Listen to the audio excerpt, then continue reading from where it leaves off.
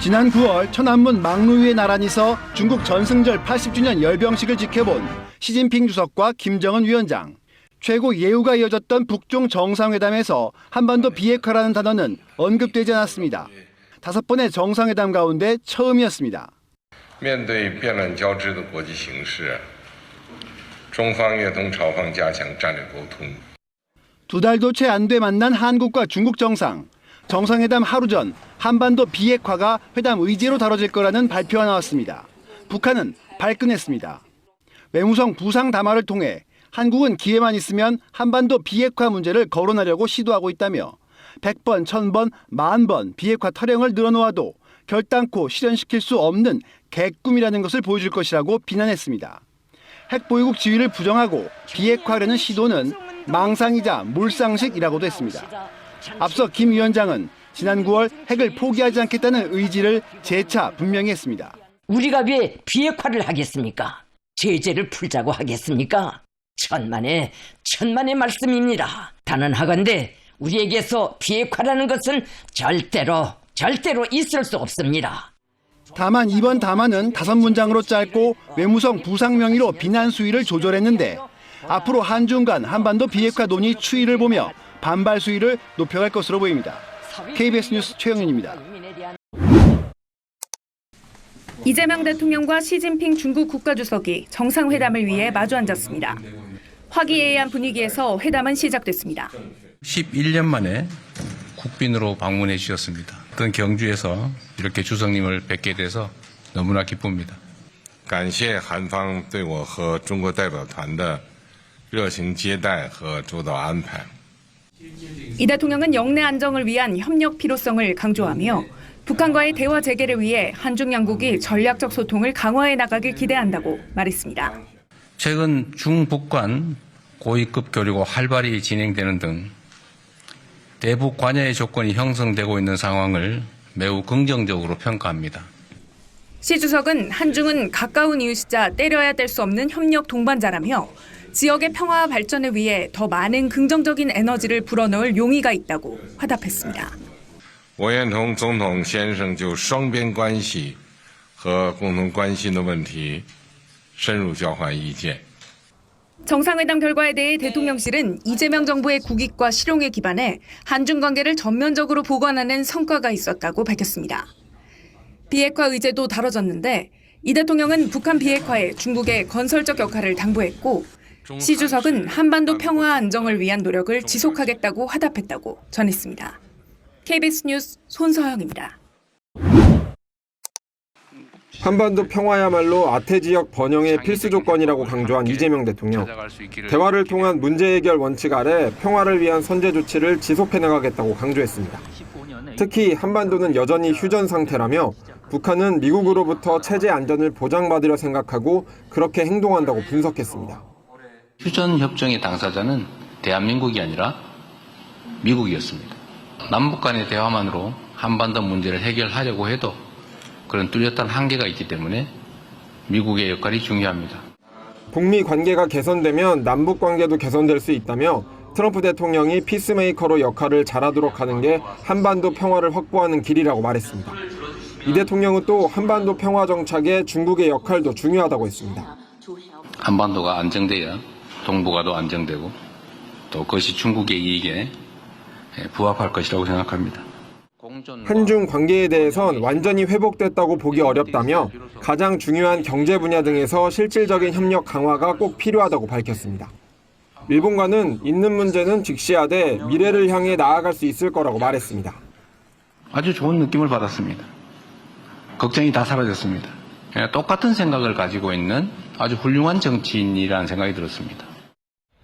이 대통령은 다음엔 다카이치 총리 고향인 나라현에서 만나자고 제안했다며 셔틀 외교 복원 등 한일 관계에 대한 기대감을 나타냈습니다. KBS 뉴스 방준원입니다.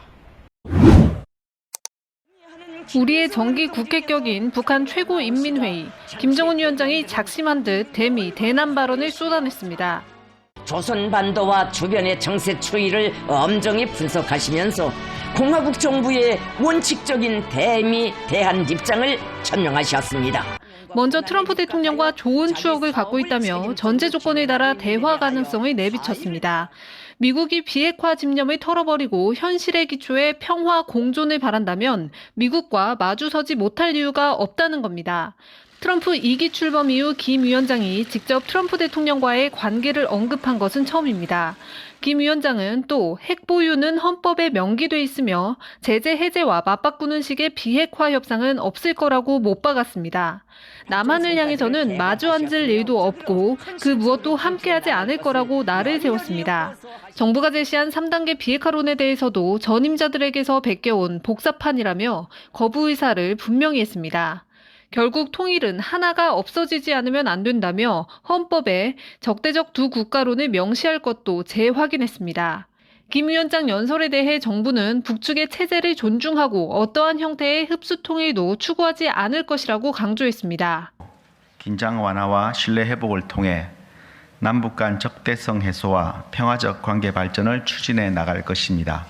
또 향후 북미 대화를 포함해 대북 정책 전반에 대해 미국과 긴밀히 소통할 거라고 밝혔습니다. KBS 뉴스 송금환입니다. 러시아와 중국은 각각 5,459기, 600기의 핵탄두를 보유한 공식 핵보유국입니다. 북한은 공식 핵보유국은 아니지만 약 50기의 핵탄두를 보유하고 있는 거로 추정됩니다. 한미 정상회담 때 트럼프 대통령은 북한 비핵화를 언급하면서 중국과 러시아도 함께 거론했습니다. One of the things we're trying to do with Russia and with China is denuclearization, and it's very important. 북중러로 묶이면 북한의 완전한 비핵화 대신 핵을 점차 줄여나가는 동북아 핵군축으로 논의의 흐름이 바뀔 수도 있는데 이럴 경우 핵보유국 인정을 원하는 북한엔 유리한 환경이 됩니다. 협상력을 높인 북한이 북중러 연대를 뒷배삼아 미국과 협상에 나설 수도 있습니다. 북중러 핵 연대가 만들어질 수 있지만 좀 중장기적으로 본다면은 북미 대화나 또는 남북 관계가 어떻게 전개되느냐에 따라 좌우되겠죠. 북중러 연대가 안보 영역으로 확장되면 미국의 위협 인식이 커질 수 있는데 이럴 경우 동맹인 우리나라에 더 많은 안보 비용 분담을 요구하는 근거로 활용될 수 있습니다. 북한뿐만 아니라 중국까지도 같이 견제해야 된다라면서 한국한테 책임과 비용 분담을 더 증대로 요구해올 가능성이 커졌다라고 판단이 됩니다.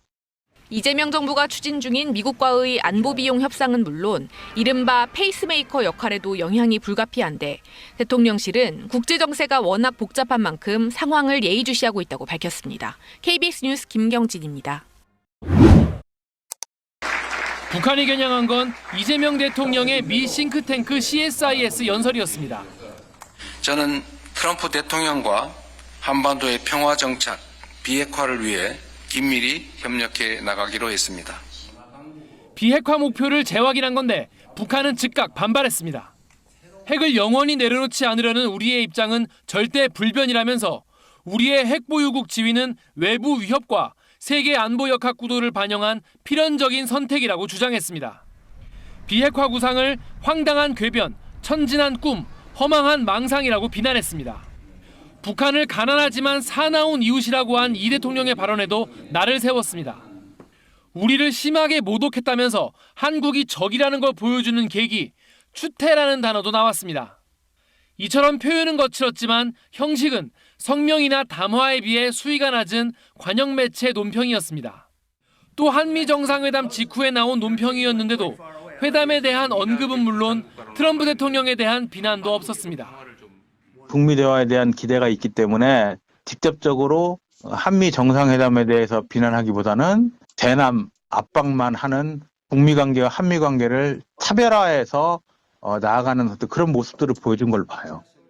트럼프 대통령이 북한을 비난하거나 자극할 만한 언급을 하지 않았고 오히려 김정은 위원장과 관계가 아주 좋다고 말한 것도 대미 비난 발언이 없었던 이유로 보입니다.